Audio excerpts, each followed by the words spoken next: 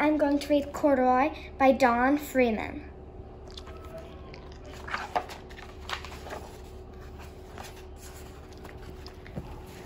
Corduroy is a bear who once lived in the toy department of a big store.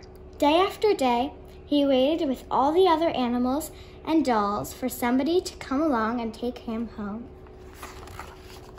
The store was always filled with shoppers buying all sorts of things, but no one ever seemed to want a small bear in green overalls. Then one morning, a little girl stopped and looked straight into Corduroy's bright eyes. "Oh, Mommy," she said, "look, there's the very bear I've always wanted." "Not today, dear," her mother sighed. "I've spent too much already. Besides, he doesn't look new. He's lost the button to one of his shoulder straps." Corduroy watched them sadly as they walked away. "I didn't know I lost a button," he said to himself. "Tonight I'll go and see if I can find it." Late that evening, when all the shoppers had gone and the doors were shut and locked, Corduroy climbed carefully down from his shelf and began searching everywhere on the floor for his lost button.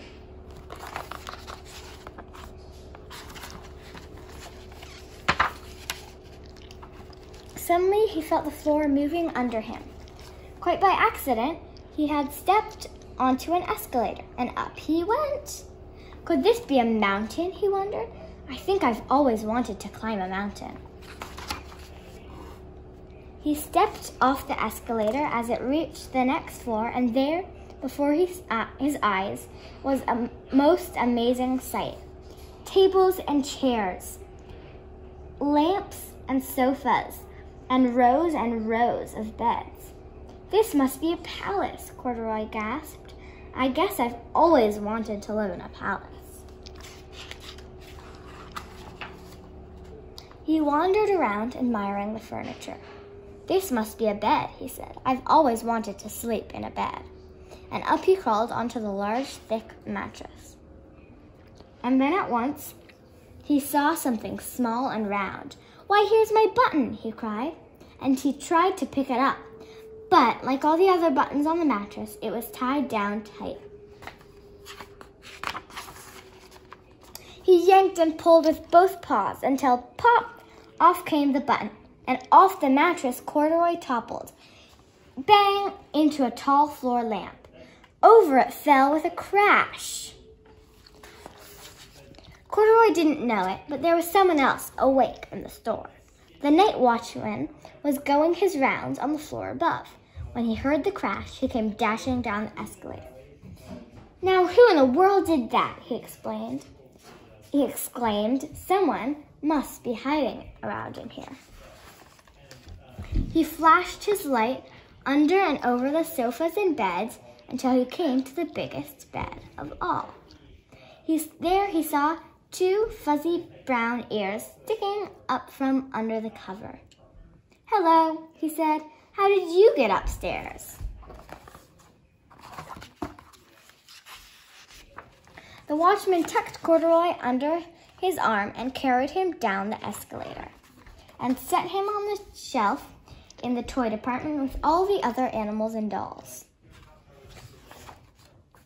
Corduroy was just waking up when the first customers came into the store in the morning, and there, looking at him with a wide, warm smile, was the same little girl he'd seen only the day before. "I'm Lisa," she said, "and you're going to be my very own bear. Last night, I counted what I've saved in my piggy bank, and my mother said I could bring you home." "Shall I put him in a box for you?" the saleslady asked. "Oh, no, thank you," Lisa answered, and she carried Corduroy home in her arms. She ran all the way up 4 flights of stairs into her family's apartment and straight to her own room. Corduroy blinked. There was a chair and a chest of drawers, and alongside a girl-sized bed stood a little bed, just the right size for him. The room was small, nothing like the enormous palace in the department store. "This must be home," he said. "I know I've always wanted a home." Lisa sat down with Corduroy on her lap and began to sew a button on his overalls. "I like you the way you are," she said, "but you'll be more comfortable with your shoulder strap fastened." "You must be a friend," said Corduroy. "I've always wanted a friend." "Me too," said Lisa, and gave him a big hug.